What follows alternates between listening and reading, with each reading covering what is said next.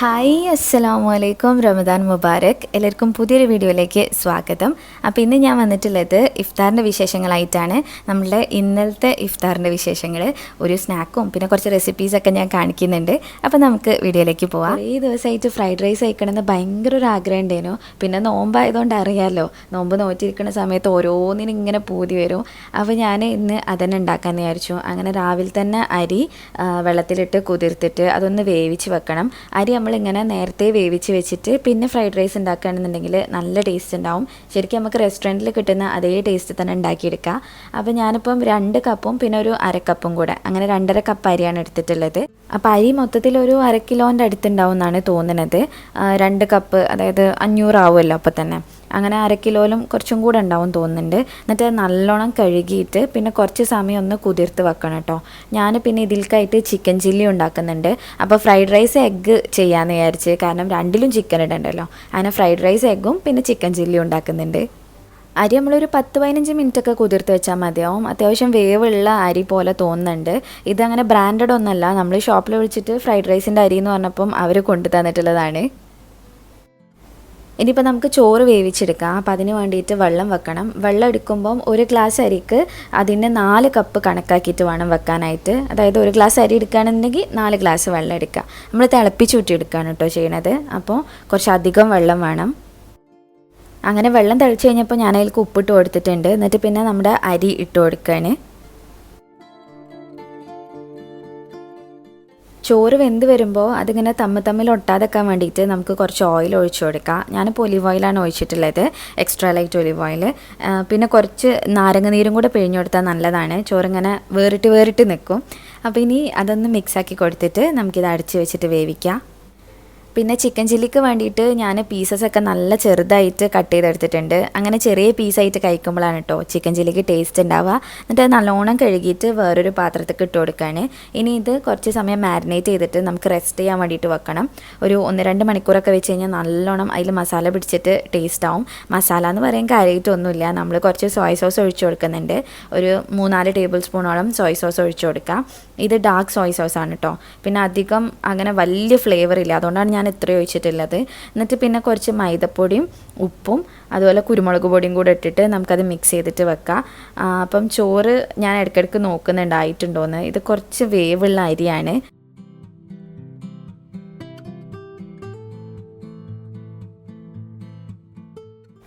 ഇതിലേക്ക് കുറച്ച് വെളുത്തുള്ളി ചതച്ചിട്ട് അതും കൂടെ ചേർത്ത് കൊടുത്തു കഴിഞ്ഞാൽ നല്ല ടേസ്റ്റ് ഉണ്ടാവും. ഞാനിപ്പോൾ വിട്ടുപോയതാണ്. ചിക്കൻ ചില്ലിൻ്റെ റെസിപ്പി ഞാൻ ഓൾറെഡി ചെയ്തിട്ടുണ്ട്.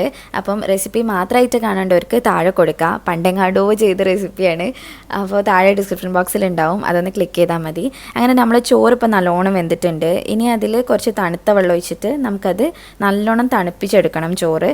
അപ്പം സിങ്കിൾക്ക് നമ്മളിങ്ങനെ ഡയറക്റ്റായിട്ട് ചുടുവെള്ളം ഒഴിക്കാൻ പാടില്ല. അതിന് വേണ്ടിയിട്ട് അടിയിൽ എന്തെങ്കിലും ഒരു പാത്രം വെക്കുക. എന്നിട്ട് അതിൻ്റെ മേലെ ഓട്ടപാത്രം വെച്ചിട്ട് അതിലേക്ക് ഈ ചോറിങ്ങനെ നമ്മുടെ സാധാ വെള്ളമാക്കിയാണ്ട് ഒഴിച്ചു കൊടുക്കുക. എന്നിട്ട് നല്ലോണം നമ്മുടെ നോർമൽ വാട്ടർ ഇതിലേക്ക് ഒഴിച്ചിട്ട് കുറച്ച് സമയം മാറ്റി വെക്കുക.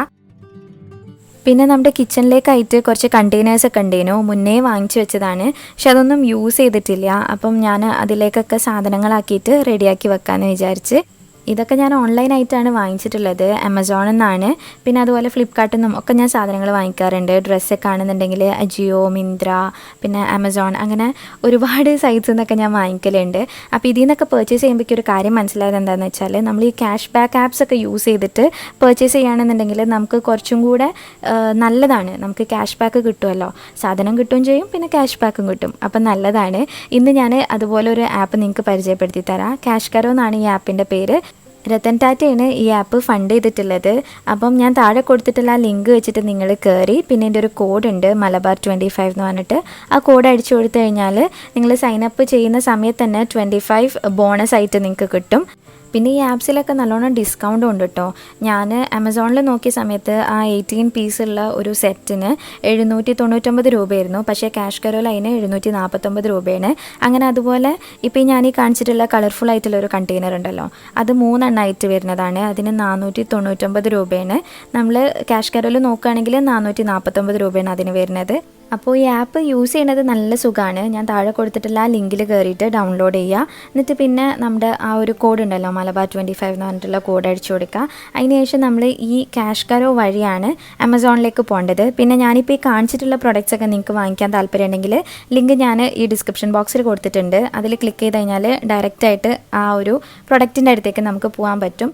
എന്നിട്ട് പിന്നെ നമുക്ക് ആവശ്യമുള്ളതെല്ലാം കാർട്ടിലേക്ക് ആഡ് ചെയ്തതിന് ശേഷം പിന്നെ ഓർഡർ പ്ലേസ് ചെയ്യാം.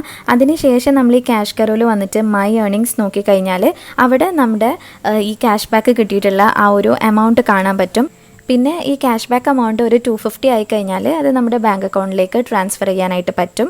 നമ്മൾ ഓർഡർ ക്യാൻസൽ ചെയ്യരുത് കേട്ടോ. ക്യാൻസൽ ചെയ്ത് കഴിഞ്ഞാൽ പിന്നെ ക്യാഷ് ബാക്ക് ഒന്നും കിട്ടില്ല. അപ്പോൾ ഇങ്ങനെയാണ് ഈ ഒരു ആപ്പ് യൂസ് ചെയ്യേണ്ടത്. പിന്നെ ഇത് വേണമെങ്കിൽ നമുക്ക് ആമസോണിൻ്റെ വൗച്ചേഴ്സ് ആയിട്ടും മാറ്റാനായിട്ട് പറ്റും. അപ്പം ഡൗൺലോഡ് ചെയ്ത് നോക്കുക. പിന്നെ അത് മാത്രമല്ല ചില സൈറ്റുകൾക്ക്, അതായത് അജിയോ, മമാഎർത്ത് എന്നൊക്കെ പറഞ്ഞിട്ടുള്ള ഓരോരോ ബ്രാൻഡിന് എക്സ്ട്രാ ക്യാഷ് ബാക്കുകളൊക്കെ ഉണ്ടാവലുണ്ട്. ഫ്ലാറ്റ് 10%, ഫ്ലാറ്റ് 20% ഒക്കെ ഉണ്ടാവലുണ്ട്. അപ്പം എല്ലാം ഒന്ന് ചെക്ക് ചെയ്ത് നോക്കുക. ഞാൻ ലിങ്ക് കൊടുത്തിട്ടുണ്ട്, അതൊന്ന് ഡൗൺലോഡ് ചെയ്ത് നോക്കുക. ചോറാക്കി കഴിഞ്ഞതിന് ശേഷം കുറച്ച് സമയം കഴിഞ്ഞിട്ടാണ് നമ്മൾ കിച്ചണിലേക്ക് വന്നത്. എന്നിട്ട് പിന്നെ ഞാൻ ചിക്കൻ പൊരിച്ചെടുക്കാൻ വേണ്ടിയിട്ട് പോവാണ്. അപ്പോൾ ഒലിവ് ഓയിൽ തന്നെയാണ് ഇതും പൊരിച്ചെടുക്കണേ. ഓയിൽ ചൂടായി കഴിഞ്ഞാൽ നമ്മൾ മാരിനേറ്റ് ചെയ്ത് വെച്ചിട്ടുള്ള ചിക്കൻ്റെ പീസസ് ഇങ്ങനെ ഓരോന്നോരോന്നായിട്ട് ഇട്ട് കൊടുക്കുക. അതിൽ മൈദപ്പൊടി ഉള്ളതുകൊണ്ട് തന്നെ ഒരുമിച്ചിടണ്ട, അപ്പം മൊത്തത്തിൽ മിക്സായി പോവും. ഇങ്ങനെ സെപ്പറേറ്റ് ആയിട്ട് മാറ്റി മാറ്റി ഇട്ട് കൊടുക്കുക. എന്നിട്ട് നല്ലോണം അതൊരു ഗോൾഡൻ ബ്രൗൺ കളറൊക്കെ ആവണ വരെ തിരിച്ചും മറിച്ചൊക്കെ ഇട്ടിട്ട് പൊരിച്ചെടുക്കുക.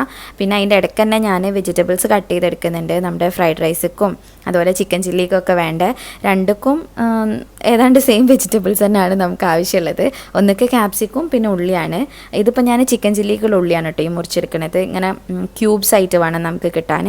അപ്പോൾ കട്ട് ചെയ്തിട്ട് ഇതുപോലെ കൈ വെച്ചിട്ട് ഇങ്ങനെ ഓരോന്നായിട്ട് എടുത്തെടുത്തിട്ട് കൊടുത്താൽ മതി. ഇതേപോലെ തന്നെ ക്യാപ്സിക്കും നമ്മൾ ക്യൂബ്സ് ആയിട്ട് തന്നെയാണ് കട്ട് ചെയ്തെടുക്കേണ്ടത്. പിന്നെ അതിലേക്ക് കുറച്ച് വെളുത്തുള്ളിയും കൂടെ വേണം. അങ്ങനെ ഈ വെളുത്തുള്ളിയും ഉള്ളിയും പിന്നെ ക്യാപ്സിക്കും മാത്രം മതി നമ്മൾ ചിക്കൻ ചില്ലിക്ക് ഉണ്ടാക്കാനായിട്ട്. പിന്നെ ഞാനിതിപ്പം ഫ്രൈഡ് റൈസൊക്കെ വേണ്ടിയിട്ടുള്ളതാണ് ഈ കട്ട് ചെയ്തെടുക്കുന്നത്. അതിൽക്കും കുറച്ചൊരു കട്ടിയിൽ മുറിച്ചെടുക്കുക. ഉള്ളി ആയാലും ഇനിയിപ്പോൾ ബാക്കി എന്ത് വെജിറ്റബിൾസ് ആയാലും കുറച്ചൊരു കട്ടിയിൽ മുറിച്ചെടുക്കുന്നതാണ് നല്ലത്. ക്യാപ്സിക്കൊക്കെ ഞാൻ അതേപോലെയാണ് ഇപ്പം ചെയ്തെടുക്കണേ. ഇതിൽക്ക് രണ്ടുക്കും മെയിനായിട്ട് വേണ്ടത് സ്പ്രിംഗ് ഓനിയൻ ആയിരുന്നു. പക്ഷെ ഞാൻ കുറേ നോക്കി, ഇവിടെ എവിടെയും നമ്മുടെ അടുത്തുള്ള ഒരു ഷോപ്പിലും സ്പ്രിംഗ് ഓനിയൻ കിട്ടാനില്ല. അപ്പോൾ പിന്നെ ഞാൻ വിചാരിച്ചെന്നാൽ പിന്നെ അത് സ്കിപ്പ് ചെയ്തിട്ട് ഉണ്ടാക്കാമെന്ന്. ശരിക്കും അതുണ്ടെങ്കിൽ നല്ല ടേസ്റ്റ് ഉണ്ടാവും. ഉള്ളി, ക്യാപ്സിക്കം, പിന്നെ ക്യാരറ്റ്, അതുപോലെ ക്യാബേജ്, ഈ 4 സംഭവങ്ങളാണ് ഞാനിപ്പം ഫ്രൈഡ് റൈസൊക്കെ ആയിട്ട് എടുത്തിട്ടുള്ളത്. ഫ്രൈഡ് റൈസിൽ ക്യാബേജ് ഇടണേ ഞാൻ വല്ലാതെ കണ്ടിട്ടില്ല, പക്ഷേ എനിക്കിഷ്ടമാണ് അതിൻ്റെ ടേസ്റ്റ് കിട്ടണേ. അതുകൊണ്ടാണ് കേട്ടോ ഞാൻ ചേർത്ത് കൊടുക്കുന്നത്. പിന്നെ അതിൻ്റെ ഇടയ്ക്കായിട്ട് ഞാനൊരു സ്നാക്ക് ഉണ്ടാക്കാമെന്ന് വിചാരിക്കുന്നുണ്ട്. അപ്പോൾ അതിനുള്ള കാര്യങ്ങളാണ് ഇനി ചെയ്യാനായിട്ട് പോണേ. ഒരു പാത്രം വെച്ചിട്ടുണ്ട്. എന്നിട്ട് അതിലേക്ക് ഓയിൽ ഒഴിച്ചു കൊടുത്തിട്ട് വെളുത്തുള്ളിയും പിന്നെ പച്ചമുളകും ഇങ്ങനെ മുറിച്ചിട്ടിട്ട് അതൊന്ന് വഴറ്റിയെടുക്കുകയാണ്. ഈ സ്നാക്കും എൻ്റെ ഒരു പരീക്ഷണങ്ങളിലൊന്നാണ്. ഞാൻ വെറുതെ ഇങ്ങനെ ഒന്ന് ആലോചിച്ച് നോക്കിയത്. അപ്പം എനിക്ക് തോന്നി രസം ഉണ്ടാവുമെന്ന്. അങ്ങനെ ഉണ്ടാക്കി നോക്കാമെന്ന് വിചാരിച്ച്. അപ്പോൾ ഇനി കുറച്ച് ഉള്ളി ഇട്ടിട്ട് പിന്നെ അതിലേക്ക് ഉപ്പും മഞ്ഞൾപ്പൊടിയും ചേർത്ത് കൊടുക്കണം. അതുപോലെ കുറച്ച് ഗരം മസാല ഇട്ട് കൊടുക്കുന്നുണ്ട്. വേണമെന്നുണ്ടെങ്കിൽ നമുക്ക് മുളക് പൊടിയൊക്കെ ചേർത്ത് കൊടുക്കാം കേട്ടോ. എരിവ് ഇഷ്ടമുള്ളവർക്ക് മുളക് പൊടിയൊക്കെ ചേർക്കാം. എന്നിട്ട് എല്ലാം കൂടെ ഒന്ന് മിക്സാക്കി കൊടുക്കുകയാണ്. അതിനുശേഷം പിന്നെ ചിക്കൻ ചേർത്ത് കൊടുക്കുന്നുണ്ട്. ചിക്കൻ ഞാൻ വേവിച്ചിട്ട് ഇങ്ങനെ മിക്സിയിൽ അടിച്ചെടുക്കുകയാണ് ചെയ്തത്. ഉപ്പും കുരുമുളകും കൂടെ ഇട്ടിട്ടാണ് വേവിച്ചത്. പിന്നെ ഇതിൻ്റെ കൂടെ തന്നെ ഞാൻ കുറച്ച് മല്ലിയില മുറിച്ചതും കൂടെ ചേർത്ത് കൊടുക്കുന്നുണ്ട്. എന്നിട്ട് എല്ലാം കൂടെ ഒന്ന് മിക്സാക്കി എടുത്തു കഴിഞ്ഞാൽ ഇതിൻ്റെ ഫില്ലിങ് റെഡിയായി. ഈ ഫില്ലിങ് നമുക്ക് ഇഷ്ടമുള്ള പോലെയൊക്കെ ചെയ്യാം കേട്ടോ. നിങ്ങൾക്ക് ഏത് തരത്തിൽ ചെയ്യാനാണോ ഇഷ്ടം അതേപോലെയൊക്കെ ചെയ്യാൻ പറ്റും. പിന്നെ ഇതിൽക്കായിട്ട് നമുക്കൊരു ബാറ്റർ വേണം. അപ്പോൾ അതിന് വേണ്ടിയിട്ട് ഞാൻ മിക്സിൻ്റെ ജാർക്ക് 3 കോഴിമുട്ടയാണ് ഇപ്പം പൊട്ടിച്ച് വയ്ക്കുന്നത്. നമ്മൾ ഇറാനി പോളക്കൊക്കെ ചെയ്യുമല്ലോ, ആ ഒരു സെയിം തന്നെയാണ് ഇതും. പിന്നെ ഒരു പച്ചമുളകും കുറച്ച് വെളുത്തുള്ളി, ഒരു 3 അല്ലി വെളുത്തുള്ളിയും കുറച്ച് മല്ലിയിലയും കൂടെ ഇട്ട് കൊടുക്കുന്നുണ്ട്. പിന്നെ കുറച്ച് ഉപ്പും കുരുമുളക് പൊടിയും ചേർത്ത് കൊടുക്കുക. ഉപ്പ് ചേർക്കുമ്പോൾ നല്ലോണം ശ്രദ്ധിക്കുക കേട്ടോ. നമ്മൾ ആ മറ്റേ മസാലയിലും ഉപ്പിട്ട് കൊടുത്തിട്ടുണ്ട്. പിന്നെ ഇതാ ഓയിലാണ് ചേർക്കുന്നത്. 1/4 കപ്പ് ഓയിലും 1/4 കപ്പ് പാലും ഒഴിച്ചു കൊടുക്കുന്നുണ്ട്. നോമ്പായതുകൊണ്ട് തന്നെ നമുക്ക് ഉപ്പ് നോക്കാനൊക്കെ ഭയങ്കര പണി ഉണ്ടാവും. അപ്പോൾ അതുകൊണ്ട് കുറച്ച് ചേർത്താൽ മതി. ഇനിയിപ്പം കൂടിയെന്നുള്ള പ്രശ്നം വേണ്ട, കുറച്ച് മാത്രം ചേർത്ത് കൊടുക്കുക. പിന്നെ ഇത് നമുക്ക് നല്ലോണം ഒന്ന് അടിച്ചെടുത്തിട്ട് വരാം. ഇതിൻ്റെ മേലെ ഞാനൊരു സ്നോ പോലെ ചെയ്യണമെന്ന് വിചാരിക്കുന്നുണ്ട്. നിങ്ങൾക്ക് ഇപ്പോൾ പറയുമ്പോൾ എത്രത്തോളം മനസ്സിലാവും അറിയില്ല, ഇനി ഫൈനലായിട്ട് കാണുമ്പോൾ മനസ്സിലാവും. അതിന് വേണ്ടിയിട്ട് ഞാനിപ്പോൾ 2 കോഴിമുട്ടൻ്റെ വെള്ളം എടുത്തേണ്. എന്നിട്ട് അത് നമ്മളെ എഗ് ബീറ്റർ വെച്ചിട്ട് നല്ലോണം ബീറ്റ് ചെയ്ത് കൊടുക്കുകയാണ്. ഇങ്ങനെ ബീറ്റ് ചെയ്യുന്ന സമയത്ത് ഇത് പതഞ്ഞിട്ട് ശരിക്കും സ്നോ പോലെ തന്നെ ഉണ്ടാവും കാണാനായിട്ട്. അപ്പോൾ അങ്ങനെ ചെയ്തെടുക്കുക. പിന്നെ ഇത് ബീറ്റ് ചെയ്യുന്ന സമയത്ത് നല്ലോണം പൊന്തി വരികയും ചെയ്യും കേട്ടോ. അങ്ങനെ ഇതുപോലെ ആയിക്കഴിഞ്ഞാൽ പിന്നെ നമുക്ക് കുറച്ച് മൈദപ്പൊടി ചേർത്ത് കൊടുക്കണം. ഇതിലേക്ക് 1 ടേബിൾ സ്പൂണൊക്കെ ചേർത്താൽ തന്നെ മതിയാവും. എന്നിട്ട് വീണ്ടും ഒന്ന് മിക്സാക്കി എടുക്കുക. ഈ ബീറ്റർ വെച്ച് തന്നെ മിക്സ് ചെയ്തെടുക്കുക. അപ്പോൾ നമ്മുടെ സ്നോയും റെഡി ആയിട്ടുണ്ട്. അത് ഞാൻ വീണ്ടും സ്പൂൺ വെച്ചിട്ട് നല്ലോണം ഒന്ന് ഇളക്കി കൊടുത്തേണ്.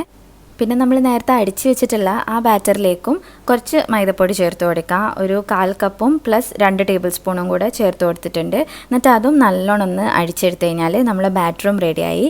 അപ്പോൾ ഇനി നമുക്കിത് ഉണ്ടാക്കാനായിട്ട് തുടങ്ങാം. അപ്പോൾ ഇത് ഒഴിക്കാൻ സുഖത്തിന് വേണ്ടിയിട്ട് ഞാനൊരു പൈപ്പിംഗ് ബാഗിലേക്ക് എടുത്തിട്ടുണ്ട്.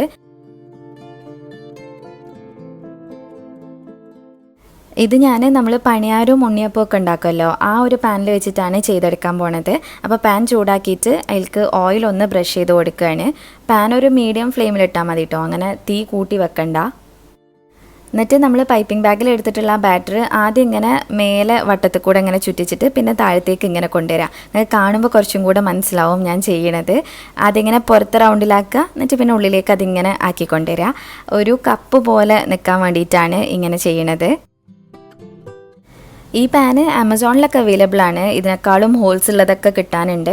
അപ്പോൾ നിങ്ങൾ വാങ്ങിക്കുകയാണെന്നുണ്ടെങ്കിൽ CashKaro വഴി വാങ്ങിച്ച് നോക്കുക. എൻ്റെ മലബാർ 25 എന്ന് പറഞ്ഞിട്ടുള്ള കോഡ് യൂസ് ചെയ്തിട്ട് വാങ്ങിക്കുക. പിന്നെ ആ കപ്സിൻ്റെ ഉള്ളിലായിട്ട് നമ്മുടെ ഫില്ലിങ് വെച്ച് കൊടുത്തതിന് ശേഷം നേരത്തെ ആക്കിയിട്ടുള്ള സ്നോ ഉണ്ടല്ലോ, അത് ഇതിൻ്റെ മേലായിട്ട് വെച്ചിട്ട് ഇങ്ങനെ ഒന്ന് ഷേപ്പ് ചെയ്ത് കൊടുക്കുക. അത് വെക്കുമ്പോൾ കുറച്ചൊരു പ്രയാസം ഉണ്ടാവും, പക്ഷേ കുഴപ്പമില്ല. ഒന്ന് സ്പൂൺ വെച്ചിട്ട് ലെവൽ ചെയ്ത് കൊടുത്തു കഴിഞ്ഞാൽ നല്ലപോലെ നിൽക്കും. എന്നിട്ട് അത് ഗാർണിഷ് ചെയ്യാൻ വേണ്ടിയിട്ട് ഞാനിപ്പം കറിവേപ്പിൻ്റെ ഇലയാണ് വെച്ച് കൊടുത്തിട്ടുള്ളത്. അങ്ങനെ അത് കവർ ചെയ്തിട്ട് ഒരു 5-10 മിനിറ്റോളം ഒന്ന് കുക്ക് ചെയ്തെടുക്കണം. ലോ ഫ്ലെയിമിൽ വേണം കേട്ടോ ഇടാനായിട്ട്, അല്ലാന്നുണ്ടെങ്കിൽ നമ്മളെ താഴത്തെ ബാറ്റർ പെട്ടെന്ന് കരിഞ്ഞു പോവും. എന്നിട്ട് പിന്നെ നമുക്കത് എടുത്തിട്ട് മാറ്റാം. ഇത് മുട്ടൻ്റെ വെള്ളമായതുകൊണ്ട് തന്നെ വേഗം തന്നെ കുക്കാവും. ഇനിയിപ്പോൾ നിങ്ങൾക്ക് കുക്കായിട്ടില്ല എന്ന് സംശയം ഉണ്ടെങ്കിൽ മറിച്ചിട്ട് കൊടുക്കുകയും ചെയ്യാം. പിന്നെ ഞാനിത് വേറൊരു സ്റ്റൈലിലും ചെയ്തെടുക്കുന്നുണ്ട്. നമ്മൾ കുഴിയപ്പം അല്ലെങ്കിൽ ഉണ്ണിയപ്പമൊക്കെ പോലെ തന്നെ ബാറ്റർ അതിൽ കൊഴിച്ച് കൊടുത്തിട്ട് മേലായിട്ട് നമ്മുടെ ചിക്കൻ്റെ ഫില്ലിങ് വെച്ച് കൊടുത്തതിന്. ഇതിൽ ഞാൻ ആ സ്നോ വെച്ചിട്ടില്ല കേട്ടോ, സ്നോ ഇല്ലാതെയാണ് ഇത് ചെയ്തെടുത്തിട്ടുള്ളത്. അങ്ങനെ അതൊരു 2-3 മിനിറ്റ് അടച്ച് വെച്ച് കുക്ക് ചെയ്തിട്ട് പിന്നെ നമുക്ക് ഇങ്ങനെ മറിച്ചിട്ട് കൊടുക്കാം. അപ്പോൾ അതിൻ്റെ മേൽഭാഗവും പിന്നെ ആ ഫില്ലിങ്ങും ഒക്കെ ഒന്ന് ഗ്രില്ലായിട്ട് വരും. ആ ഫില്ലിങ്ങിനൊക്കെ ഒരു കളറ് ചെറുതായിട്ട് മാറും. അപ്പോൾ അതവിടെ നടക്കുന്നുണ്ട്. പിന്നെ അതിൻ്റെ ഇടയ്ക്ക് തന്നെ ഞാൻ ഫ്രൈഡ് റൈസ് ആക്കാമെന്ന് വിചാരിച്ചു, കാരണം ഇനി സമയമില്ല. അപ്പോൾ സ്പീഡിൽ ചെയ്തെടുക്കുകയാണ്. അങ്ങനെ ഓയിൽ ഒഴിച്ചിട്ട് വെളുത്തുള്ളി ഇട്ട് കൊടുത്തിട്ടുണ്ട്. എന്നിട്ട് ആ വെളുത്തുള്ളി ഒന്ന് കളറ് മാറിക്കഴിഞ്ഞാൽ നമുക്ക് നമ്മൾ വെജിറ്റബിൾസ് ചേർത്ത് കൊടുക്കാം.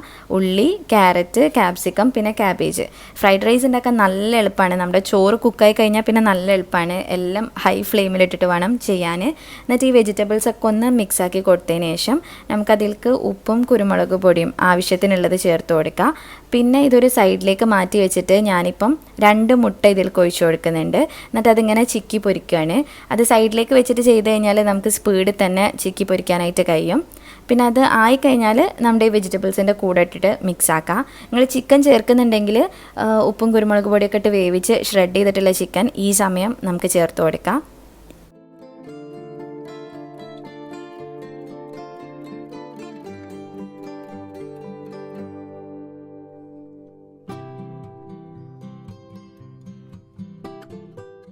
ഇനി ഇതിൽക്കായിട്ട് നമുക്ക് സോസസ് ചേർത്ത് കൊടുക്കാം. അപ്പോൾ സോയ് സോസ് ചേർത്തിട്ട് ഞാനൊന്ന് മിക്സാക്കി എടുത്തേന്. അതിനുശേഷം കുറച്ച് ടൊമാറ്റോ കെച്ചപ്പാണ് ചേർത്ത് കൊടുക്കുന്നത്. ഒക്കെ കുറച്ച് ചേർത്താൽ മതി കേട്ടോ, അങ്ങനെ ഓവറായിട്ട് സോസൊന്നും നമുക്കിതിലേക്ക് ആവശ്യമില്ല. പിന്നെ അതുപോലെ ഒരു ഇത്തിരി വിനീഗർ വേണം, ഒരു 1/2 ടേബിൾ സ്പൂണൊക്കെ വിനീഗർ ചേർക്കുക. എന്നിട്ട് അതും മിക്സാക്കി കഴിഞ്ഞിട്ട് നമ്മൾ നേരത്തെ കുക്ക് ചെയ്ത് വെച്ചിട്ടുള്ള റൈസ് ഉണ്ടല്ലോ, അത് ഇതിലേക്ക് ഇട്ട് കൊടുത്തിട്ട് നല്ലോണം ഇളക്കി കൊടുക്കുക. ആ റൈസ് ഒന്ന് ചൂടായി വന്നു കഴിഞ്ഞാൽ പിന്നെ നമുക്ക് ഫ്ലെയിം ഓഫാക്കി വെക്കാം, അത്ര പണിയുള്ളൂ. സ്പ്രിംഗ് ഓനിയൻ ഉണ്ടെന്നുണ്ടെങ്കിൽ ഇപ്പം അത് കട്ട് ചെയ്തിട്ട് ചേർത്ത് കൊടുക്കുക.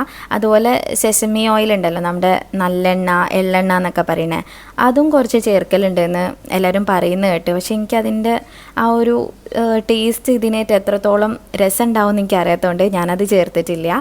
അപ്പം ഇത്ര പണിയുള്ളൂ, നമ്മുടെ ഫ്രൈഡ് റൈസ് റെഡി ആയിട്ടുണ്ട്.